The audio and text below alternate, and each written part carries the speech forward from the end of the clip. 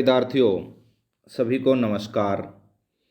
जैसा कि आप सबको पता है, इस बार जो 8वीं की परीक्षा है वो हरियाणा विद्यालय शिक्षा बोर्ड भिवानी द्वारा ली जाएगी। और इसके लिए हरियाणा विद्यालय शिक्षा बोर्ड भिवानी ने पाठ्यक्रम बकायदा निर्धारित कर दिया है, अपनी वेबसाइट पर डाल दिया गया है। तो चलिए आज हम उस पाठ्यक्रम के बारे में डिस्कस करते हैं जो गणित विषय का पाठ्यक्रम हरियाणा विद्यालय शिक्षा बोर्ड भिवानी ने जारी किया है। तो प्यारे बच्चों, जब आप हरियाणा विद्यालय शिक्षा बोर्ड भिवानी की वेबसाइट पर जाओगे तो कक्षा 8वीं का पाठ्यक्रम है, जो कक्षा 8वीं का पाठ्यक्रम शैक्षिक स्तर 2021-22, तो आपको वहाँ ये पाठ्यक्रम मिलेगा।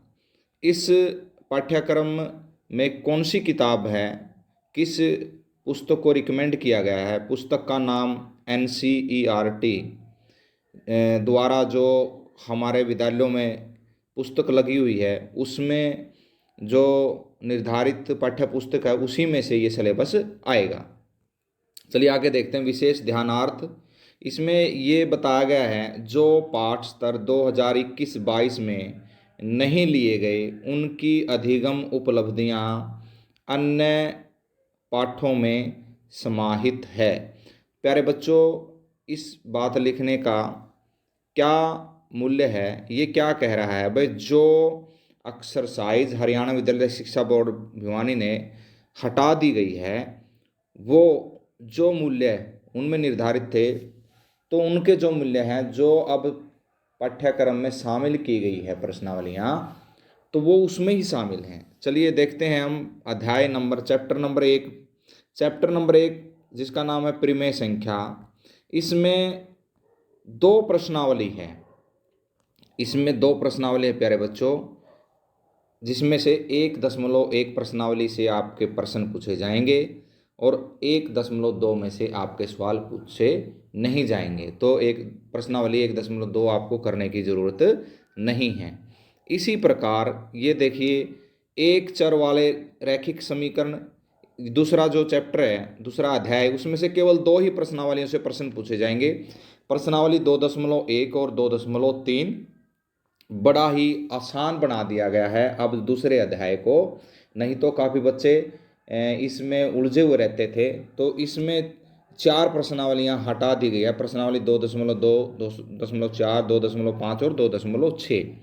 और जो अध्याय नंबर 3 है हमारा, चतुर्भुजों को समझना, इसमें ये बड़ा ही आसान चैप्टर है, इसमें से कोई भी प्रश्नावली नहीं हटाई गई है।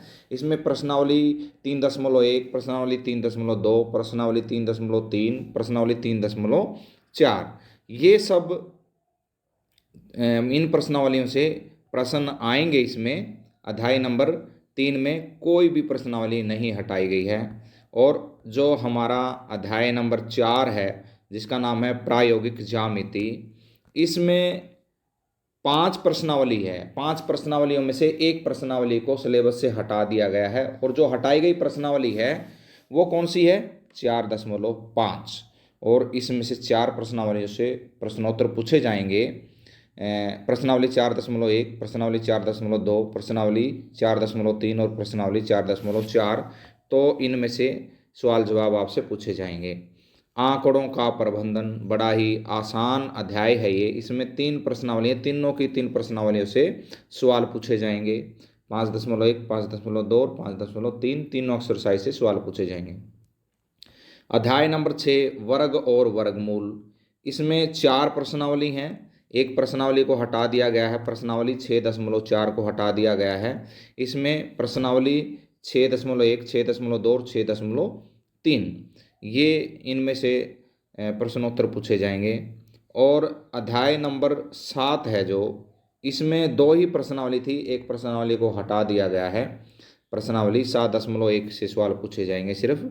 राशियों की तुलना, अध्याय नंबर 8, इसमें 3 प्रश्नावली है और प्रश्नावली 8.3 को हटा दिया गया है। और प्रश्नावली 8.1 और 8.2 से प्रश्नोत्तर पूछे जाएंगे। पाठ नंबर 9, अध्याय नंबर 9 बीजीय व्यंजक एवं सर्वसमीकाएँ, इनमें 5 प्रश्नावली थी। 5 प्रश्नावलियों में से 2 प्रश्नावलियों को हटा दिया गया है और 3 प्रश्नावलियों से प्रश्नोत्तर पूछे जाएंगे। 9.1, 9.2 और 9.3 से प्रश्नोत्तर पूछे जाएंगे। ठोस आकारों का चित्रण, अध्याय नंबर 10। 3 प्रश्नावली थी, एक को हटा दिया गया है और जो हटाई गई प्रश्नावली है वो 10.2 और 10.1 और प्रश्नावली 10.3 से प्रश्नोत्तर पूछे जाएंगे। अध्याय नंबर 11 क्षेत्रमिति। क्षेत्रमिति में 4 प्रश्नावलियां थी, पिछली 2 प्रश्नावलियों को हटा दिया गया है, 11.3 और 11.4 को, और जो पहली 2 प्रश्नावलियां हैं उनसे सवाल जवाब पूछे जाएंगे, प्रश्नावली 11.1 और 11.2 से। इसी प्रकार अध्याय नंबर 12 घातांक और घात, बड़ा ही आसान अध्याय था। इसमें भी 2 प्रश्नावली थी, एक को हटा दिया गया है और एक को शामिल कर लिया गया। सिर्फ प्रश्नावली 12.1 से प्रश्नोत्तर पूछे जाएंगे। अध्याय नंबर 13 सीधा और प्रतिलोम अनुपात, 2 प्रश्नावलियां हैं, दोनों में से सवाल जवाब पूछे जाएंगे, प्रश्नावली 13.1 और 13.2।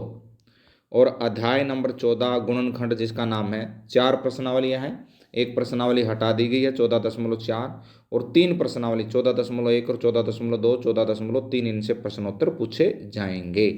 इसी प्रकार आलेखों से परिचय, आलेखों से परिचय भी 3 प्रश्नावली हैं, बड़ी आसान प्रश्नावली है, तीनों से सवाल जवाब पूछे जाएंगे, प्रश्नावली 15.1, 15.2 और 15.3। इसी प्रकार संख्याओं के साथ खेलना, 16.1, 16.2, 2 प्रश्नावली है, दोनों की दोनों से सवाल पूछे जाएंगे। और प्यारे बच्चों, जो जिसका पैटर्न रहेगा, इसमें 20 नंबर की असेसमेंट रहेगी, जिसको हम आंतरिक मूल्यांकन कहते हैं। आंतरिक मूल्यांकन 20 अंकों का होगा तथा विद्यार्थियों को संबंधित बोर्ड की योजना अनुसार अंक दिए जाएंगे। आंतरिक मूल्यांकन की योजना में भिन्नता होने पर कुल 20 अंकों के आधार पर आनुपातिक अंक दिए जाएंगे। देखो, जो पेपर से सवाल पूछे जाएंगे वो आएगा हमारा 80 अंक का जो थ्योरी है, और जो प्रैक्टिकल है हमारा वो कितने अंक का है, 20 अंक का। तो प्यारे विद्यार्थियों, ये था हमारा पाठ्यक्रम। मुझे पूरी उम्मीद है आप इसको ध्यान में रख करके अपनी तैयारी करेंगे। बाकी मैं आपको इन सभी प्रश्नावलियों की वीडियो भेजता रहूँगा। वीडियो देखने के लिए आप सब लोगों का बहुत बहुत धन्यवाद। Thank you.